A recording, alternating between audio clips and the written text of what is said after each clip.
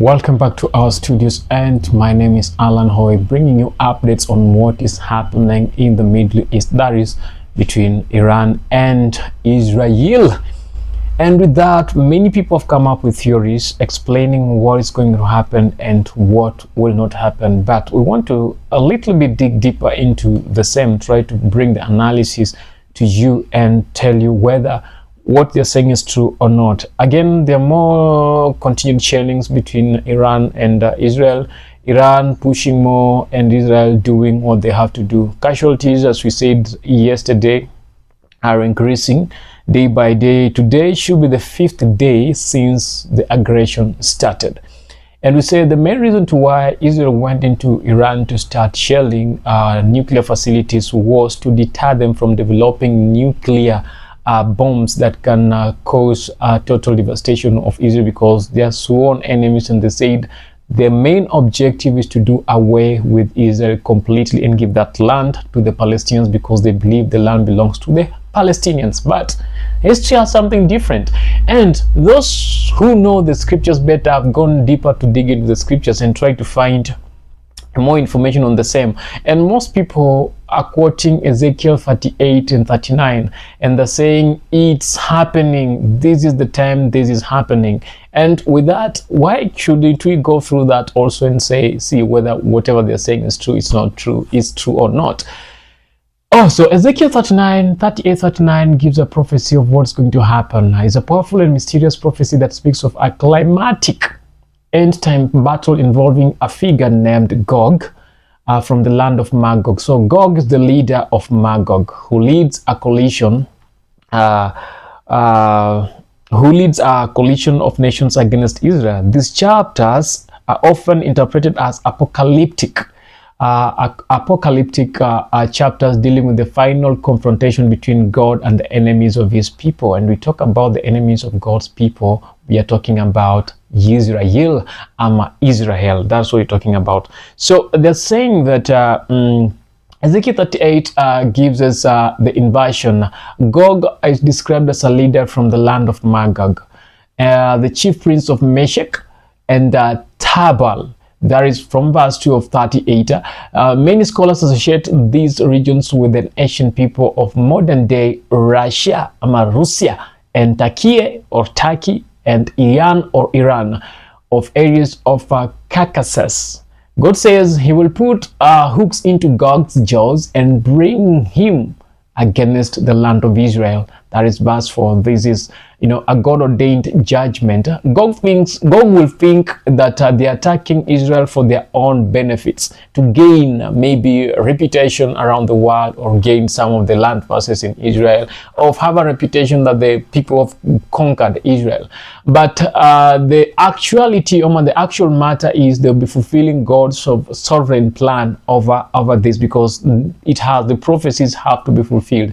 We don't have a choice but just let the prophecies be fulfilled. So God leads a massive alliance of nations, and most scholars will say this alliance of nations, like Putin, Russia, or whoever will be the president of Russia by that time, will lead Persia. Persia is current Iran, and the name was changed not long time ago, but before the name Iran, Iran was called Persia. And then we have Kush, which is likely Sudan and Ethiopia, but Sudan or Ethiopia. But let's talk about Kush being Sudan and not Ethiopia, because we are not seeing any Ethiopia, comparing the relationship between Ethiopia and Sudan in relation to Israel. Sudan have become more anti-Israel than Ethiopia is. So we talk about alliance that will be formed to gang against Israel. Let's typically talk about Sudan, but who knows? That is my opinion, and that's my opinion and my personal view on that. But maybe you might have a different opinion on the same, which is welcome. So Persia, which is Iran, Kush, likely Sudan, Libya, and modern day Turkey, or a country from the modern Europe, Eastern Europe, will gang together with Magog, or the king of Magog, Gog, the king of Magog, and try to target Israel. The target is the peaceful people living in unwalled villages restored Israel. And most people are talking about the Golan Heights. If you look the way let's talk about Iran, the Golan Heights, where there's always been a war between them. So it's like they will gather to attack Israel from all the fronts and from the Golan Heights. The purpose is to show God's holiness, power, and glory to the nations through a dramatic deliverance of Israel, because these people won't be defeated by the technology of Israel. They won't be defeated by the science of Israel. They won't be defeated by the best Jesus that Israel have, but they will be defeated with the mysterious powers, nature itself will defeat them. How do we know this? We'll get to know this as we continue to read. So from chapter 39, I just did a summary of 38.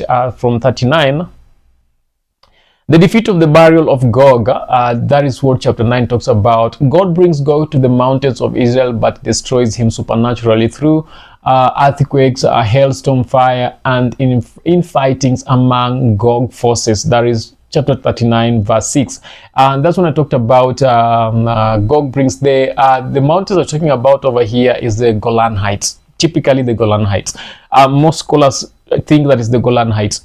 The carnage is so great that it takes 7 months to bury the dead and 7 years to burn the weapons. This is where it gets scary now. This is where it gets scary, and scholars are asking what will be talked about the earthquake, hailstorms, fire, and infighting. Okay, let's talk about fire. So this fire will burn. Which kind of fire will be this that will take 7 months for them to start? 7 months for them to start. Which fire is this that will take them 7 months? God brings Gog to mountains of Israel, but destroys him supernaturally through earthquake, hailstorm, fire, and infightings among the Gog forces. The carnage is so great that it takes 7 months to bury the dead. Okay, which fire will this be that will take 7 months to bury the dead? And which kind of weapons will this be that takes 7 years to destroy, to burn all of them? And this is where some people insert the idea of how do we call it? The idea of nuclear war. Like it to be a nuclear war. Like someone will just press the red button and try to destroy the rest of the countries, but that won't really touch on the Israelis, but the whole world will feel it. And it will take 7 months to start clearing. And some people say it will need people who are experts in that area to try to clear. So there'll be two groups that will be formed. One group will be to identify the dead, and after identifying the dead, they call the experts to come and clear the dead. And now this is where most people think also the experts that are needed to come and clear the dead will be people who work with nuclear people who know more about things to do with nuclear war or nuclear warheads, and all that, to come and bury these people or put them in a place where there will not be danger to the people within Israel. And it will take 7 months to bury the dead and 7 years to burn the weapons.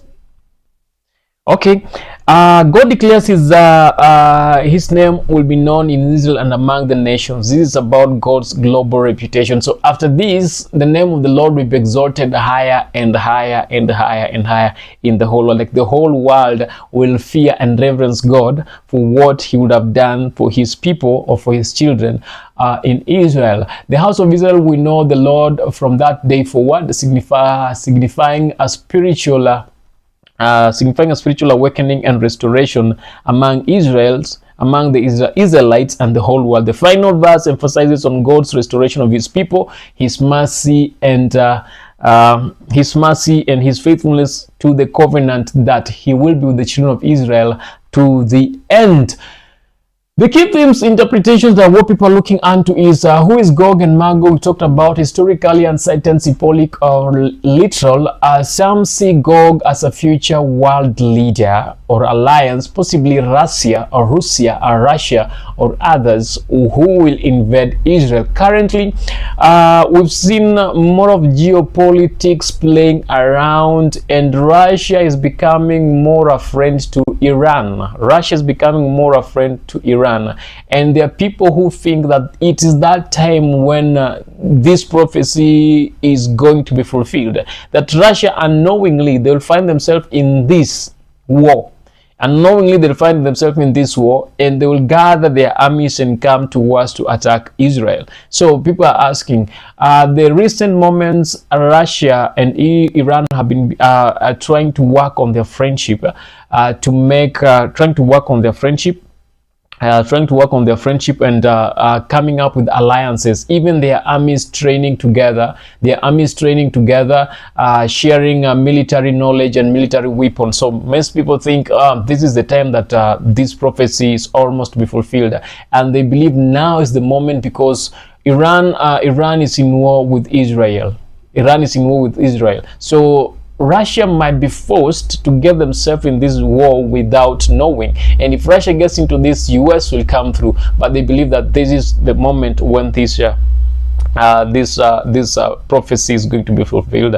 So in Revelation 27:10, Gog and Magog are symbolic of all nations that rebel against God, used again in the final battle after the millennium.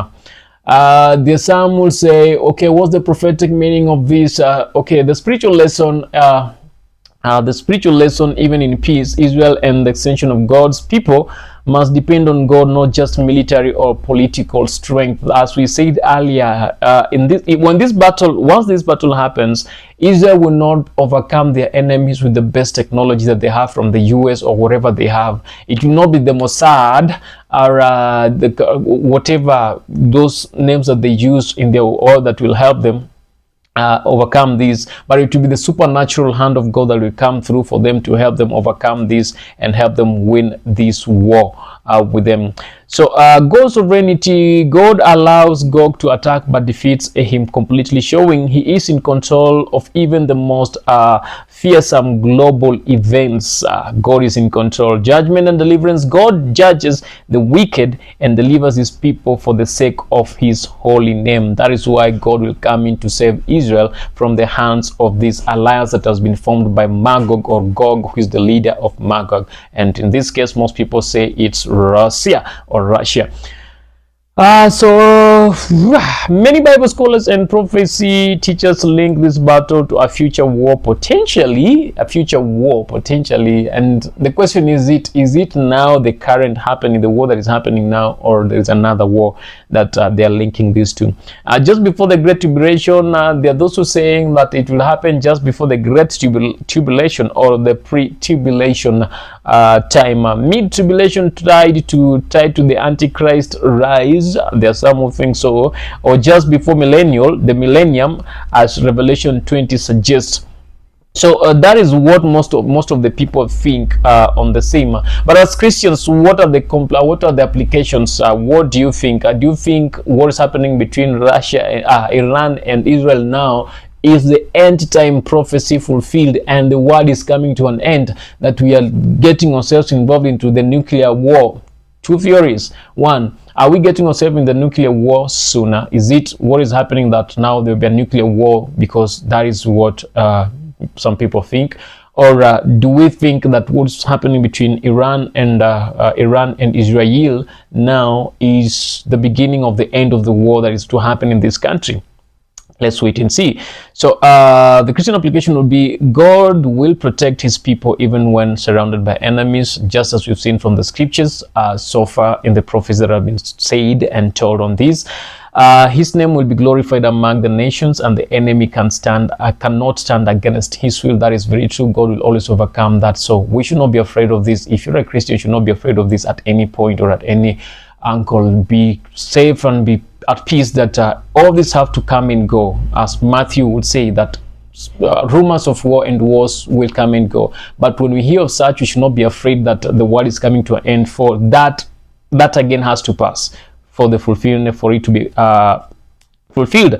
This prophecy encourages faith in God's control, especially in confusion or fearful global events. And as I sum up on this, I'll add on what the scripture says, that there is no weapon that is fashioned against anyone that believes and trusts in God that shall overcome. And this is even the nuclear wars, and that is why Ezekiel has to be fulfilled for God to be known. He is a true God, and his promises are made perfect whenever they are fulfilled. So what do you think? Leave your comment on the comment section and let us know what do you think about what's happening in Iran versus Iran and Israel currently. Do you think it's marking the end of the war, or it's just by another play in the book that is to be fulfilled? Thank you